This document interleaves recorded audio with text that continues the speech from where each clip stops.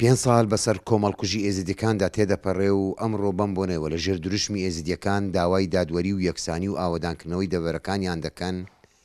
لەم کۆنگرەیە کچانی ئێزیدی باسی کارەسات و سەبی خۆیان دەکەن و خۆیان دەڵێن حکوومەتی عێراق تاکو ئێستا هاوکاری نەکردوین. عالم هەموو زانێ کات چ بسەرێمە هاتیە و کات چ یعنی چەندە مەزن بووە کە بسەرێمە هاتی ئینۆ کوشتن و دین گوهارین و اغتیسابکردنا یعنی ژنا و کاچکا و فرۆتن تانها خەڵکیمە هەمووی نازحینە یعنی لە مخایماتادا هیچ ئای مساعدە ئەشمارە نەهاتیەکردن.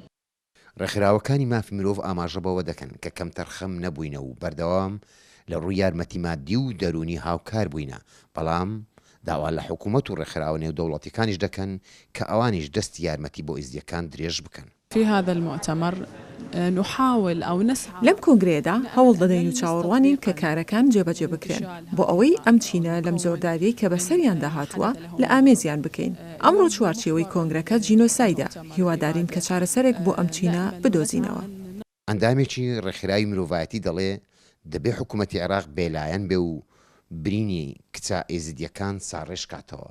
گرنگە حکوومەت ئەو حکوومەتێکە کار دەکات لە ئێستا حکوومەتی عێراقی بێلایەنی بێت، ئەبێ فکری بێلایەنی بێت و ئەو کچانە بگرێتە ئاستۆی خۆی ئاعتراف بۆ بکە کە ئەو کچانە جەریمەیان بەسەرداهاتوە و اغتیساب کراونە و فرۆشراون لەلایەن داعش.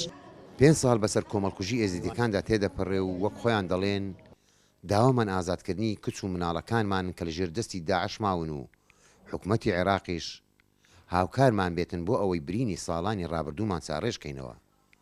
لە بەغداوە نزار عەبدوڵڵا، دەنگی ئەمریکا.